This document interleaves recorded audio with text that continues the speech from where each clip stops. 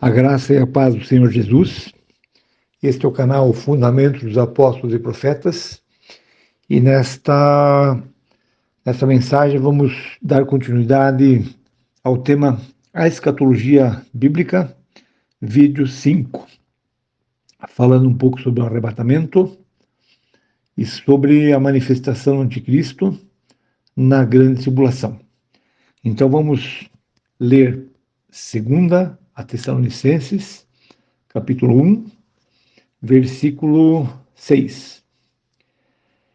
É justo da parte de Deus retribuir com tribulação aqueles que lhes causam tribulação e dar alívio a vocês que estão sendo atribulados, e a nós também. E isso acontecerá quando o Senhor Jesus for revelado lá dos céus, com os seus anjos poderosos, em meio a chamas flamejantes. Então, primeiro comentário. Aqui nós vemos que a igreja primitiva, o tema desse capítulo aqui, do próximo, é a questão do dia do Senhor, se ele já havia chegado ou não, e Paulo expõe, pela revelação do Espírito Santo, aquilo que diz, o dia do Senhor não chegará sem que haja a manifestação do anticristo nessa terra. Então nós vamos agora, a primeira coisa que nós já lemos aqui agora, é que essas coisas vão acontecer, digamos assim, Deus está dizendo que haverá uma paga das tribulações que esses poderosos infligiram aos crentes. E também, ao mesmo tempo, haverá um alívio para os crentes. Veja comigo, na sequência. Ele punirá os que não conhecem a Deus e os que não obedecem ao Evangelho de nosso Senhor Jesus. Eles sofrerão a pena de destruição eterna, a separação da presença do Senhor e da majestade do seu poder. Isso acontecerá no dia em que ele vier para ser glorificado em seus santos e admirado em todos os que creram, inclusive vocês que creram em nosso testemunho. Então aqui está bem claro que a manifestação da punição de Deus contra os que não obedecem ao Evangelho, contra os que não conhecem a Deus, isso nós vemos hoje claramente, as pessoas não querem ouvir falar de Deus, da palavra de Deus, não. Religião até que é bem aceita, tem uma religião, é bacana, mas palavra de Deus, Evangelho do nosso Senhor Jesus Cristo, doutrina apostólica, aquilo que rege a igreja, não, as pessoas não querem ouvir. Muito poucos, claro, quando a pessoa se converte, a ela sente amor pela palavra, mas a pessoa que está, digamos assim, seguindo o seu caminho, não quer dar atenção à palavra de Deus. Então aqui está dizendo que Jesus virá, né? Quando isso acontecerá, quando o Senhor Jesus for revelado lá do céu. Ou seja, isso aqui você vai perceber na sequência que se trata do arrebatamento, quando a igreja subir e os anjos descerem do céu para trazer a punição sobre os que não conhecem a Deus e sobre os que não obedecem ao Evangelho de nosso Senhor Jesus. E pode ver no versículo 10 que diz: isso acontecerá no dia em que ele vier para ser glorificado em seus santos e admirado em todos os que creram, inclusive vocês que creram em nosso testemunho. Então, no capítulo 1 era isso. Vamos comentar um pouco do capítulo 2 agora. Irmãos, quanto à vinda de nosso Senhor Jesus Cristo e a nossa reunião com Ele, você pode ver que o tema continua. O tema é o mesmo. A vinda de Jesus e a nossa reunião com Ele, ou seja, a igreja vai se reunir com Jesus. Isso está muito claro em muitos outros textos da palavra, como 1 Coríntios 15, aqui na própria primeira carta aos Tessalonicenses, em Apocalipse 7, a igreja lá no céu estará para sempre com o Senhor e Ele o guiará para as fontes das águas de descanso. E aqui, então, voltando a Tessalonicenses 2, irmãos, quanto à vinda de nosso Senhor Jesus Cristo e a nossa reunião com Ele, rogamos a vocês que não se deixem abalar nem alarmar tão facilmente, quer por profecia, quer por palavra, quer por carta, supostamente vinda de nós, como se o dia do Senhor houvesse chegado. Então aqui vemos que a igreja primitiva, a igreja lá de Tessalônica, ela estava sofrendo um abalo, estava sofrendo uma falsa doutrina, na verdade, que estavam tentando impor. É um ataque maligno, dizendo, o dia do Senhor chegou, pronto.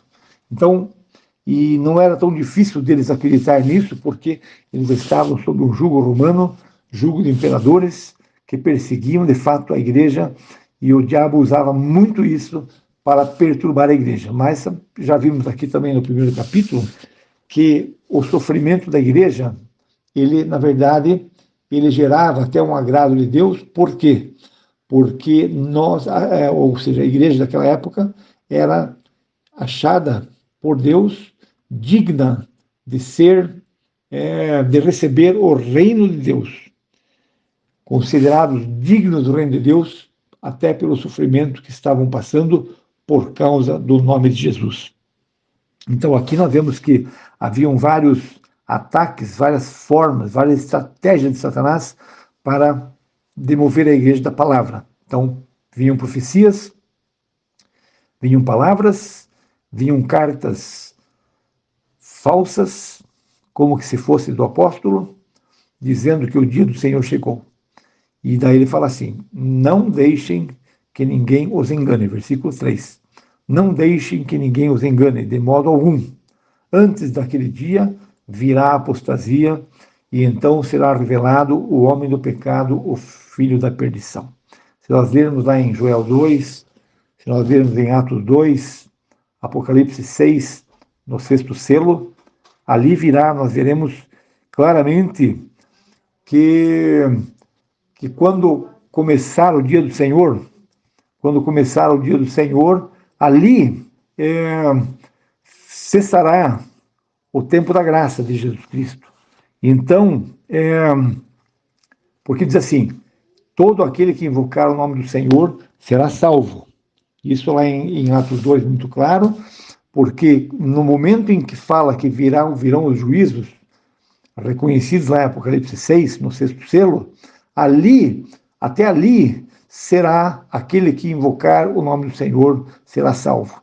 Aí passa, e você vê na sequência a igreja no céu, lá em Apocalipse 7.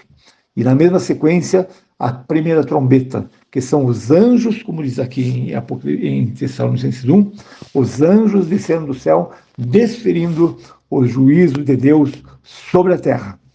Então aqui, versículo 3 de novo.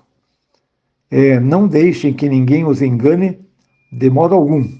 Antes daquele dia virá a apostasia, e então será revelado o homem do pecado, o filho da perdição. Então, antes de que dia? Antes do dia da vinda do nosso Senhor Jesus, que está lá em versículo 1. Antes daquele dia virá a apostasia, e então será revelado o homem do pecado, o filho da perdição. Então, está bem claro aqui que antes do dia do Senhor, e mesmo antes da vinda do Senhor Jesus, da nossa reunião com Ele, será revelado o homem do pecado, o filho da perdição. A Bíblia não tem nenhum obstáculo, nenhuma oposição a essa interpretação aqui. Mas o que a igreja sempre ouviu, e provavelmente você também, e eu ouvi muito, Jesus pode vir hoje, esteja preparado. Nós temos que estar preparados, sim. Nós temos que vigiar sempre, sim. Temos que estar preparados, porque não sabemos o que vai acontecer amanhã. Você pode morrer a qualquer dia, a qualquer minuto. Você tem que estar preparado, porque, uma vez morto, selou o seu destino final. Então, aqui, nós temos que estar preparados porque é da palavra, porque nós somos crentes em Jesus Cristo, temos que estar preparados para a morte, para nos encontrarmos com o Senhor.